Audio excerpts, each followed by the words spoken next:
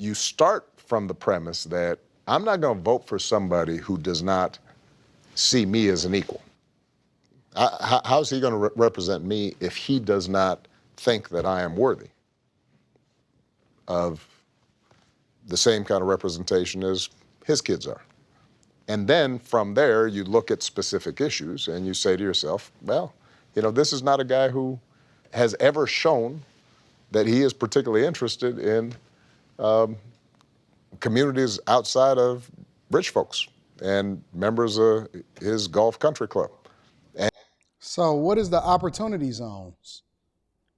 Specifically here in Detroit, and what we would define as the red zone, incentivized to invest in opportunity zones, which is historically communities that have been underserved and underinvested in because of the crime and the things that's happening in our communities. I think the thing that we forgetting is that politicians don't exist to give us things. They exist to clear the way and leverage our tax dollars that allow for us in our communities, in our cities, in our states, and in the United States of America, for us to be able to take care of ourselves. The goal, and I think that we get this confused, the goal is for us to keep American dollars in America, to circulate the American dollar, to give us opportunities when it comes to jobs, investment, infrastructure, and then if a natural disaster happens like Helene or Milton or any hurricane or tornado or forest fire, that we have the resources to assist people that pay into a system, which I think that we're overtaxed in the first place, but that pays into a system to give us community protection through police, and that's what you use our taxes for. So when we talking about him continuing to invest in HBCUs, I always hear black people say things like, oh, he's going to do this to you, or he's going to completely destroy you or send you back to slavery. First of all, we know that you don't understand civics. We know that you don't understand that there's layers in the government, and that's the reason why they have to have bipartisan agreements in Congress and in people in your districts, which inspire you supposedly to vote not just down ballot, but on an individual basis. And then there's also millages that is assessed on you from a property tax perspective in order to ensure that your schools and your community colleges and things like that. So when we talk about representation, help me to understand, Mr. Obama, were you representing us when you was advocating for the alphabet community? Are you representing us when you don't say anything, but you continue to support this narrative from the Democratic Party today to make sure that we keep our borders open? Do you represent us when we talking about the party of war and we keep participating in these proxy wars? Are they representing the best interests of Ukraine and Israel, or are they representing the best interests of the United States of America? Just curious. Because you so far removed, we haven't even seen you over the last 4 years until it was time for you to push another candidate on us that we don't even want. You pushed Hillary Clinton on us. Thank God that we dodged that bullet. Now he's trying to push Kamala Harris on us. Interesting. Let's continue. And so I say that not just to black men. I'd say that to working people. Right. Here's a guy who built his business where he wouldn't pay workers who built his building, and he'd stiff them, knowing that if they tried to sue for their wages, that he'd just throw a bunch of lawyers at them. They couldn't do nothing about it. That's his orientation. That's his starting point. And so now what I'll hear from some brothers is, well, I got a check during the pandemic. And then I've got to explain to them, well, actually, you got a check from Biden too during the pandemic. It's just he didn't put his name on it. Yeah. He wasn't self-promoting. During the financial crisis in 2008, 2009, I gave you guys relief, and I just didn't put my name on it. So sometimes it's necessary to clear up information. People will say, well, prices went up. I remember those first 2 years when Trump was president, it seemed like... Listen, let me tell you something.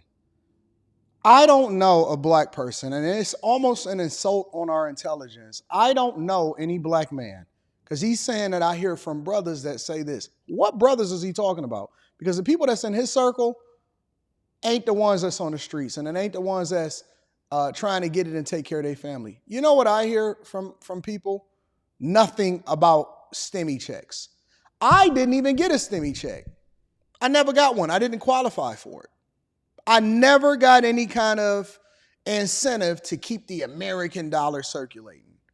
What I did was I got record inflation. I have people that work for me that we have to work very, very, very hard, and then we get overtaxed because the people that work for me got to make sure that they take care of their families, and so I ensure that they taken care of.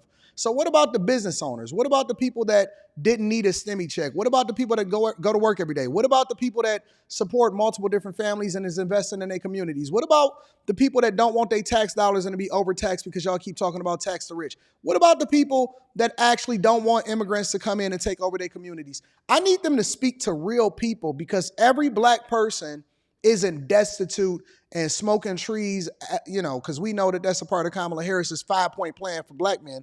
I need them to speak to the American man, for the American people. This is so dumb. Prices were lower. The economy was good because that was my economy that I just handed off to him. So the first 2 years, he was benefiting from all the work we had done for 8 years, cleaning things up. So don't be fooled by that. So it's a combination of specific issues, but maybe more important is what are the values and the character of the people who are running? And if Kamala Harris knows you, knows your life, went to an HBCU, has, just like we were talking about earlier, family who is middle class, working class, who struggled, who knows how sometimes opportunities are blocked through no fault of the people involved just because they haven't had a chance, and wants to do the work to help those folks. And you've got another person who looks down on you and disregards you.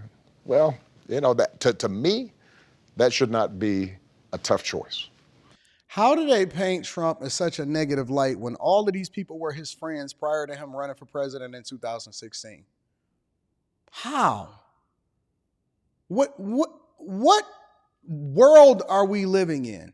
Listen, I don't need you to like me. I don't need you to pretend like you my friend and then stab me in the back and send all of my money overseas. I'm not looking for a friend.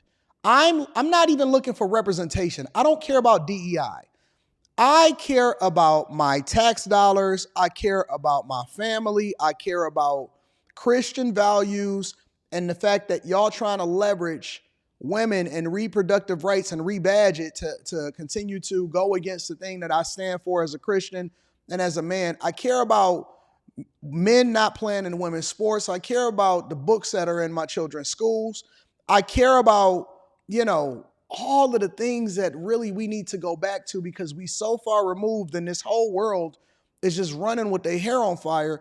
I just seen Brandon Johnson over in Chicago say that he about to raise property taxes $300 million in order to plug a hole because they have a migrant crisis and they made themselves a sanctuary city because Biden sued Texas in order to continue to keep their borders open in order to let tens of millions of illegal migrants into this country.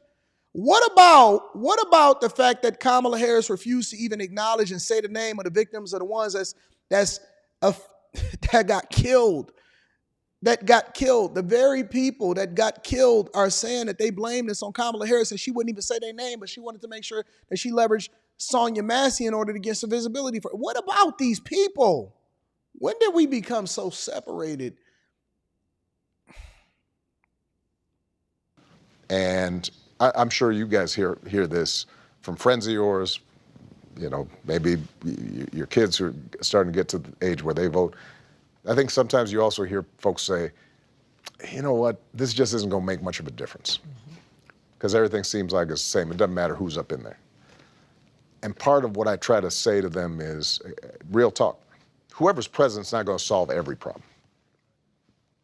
No president. I was president for 8 years. We just don't want you to make it worse than it already is. Poverty. I said, that's not the way to think about it. The way to think about it is who's going to make things a little better for you or a little bit worse. So when I was president, we passed a health care bill that gave 50 million people health care. And Kamala, as part of the Biden administration, helped to make medicine cheaper for seniors. If y'all gonna let these people finesse y'all and talk down on y'all in order to try to sway you to stay on code, then you the fool.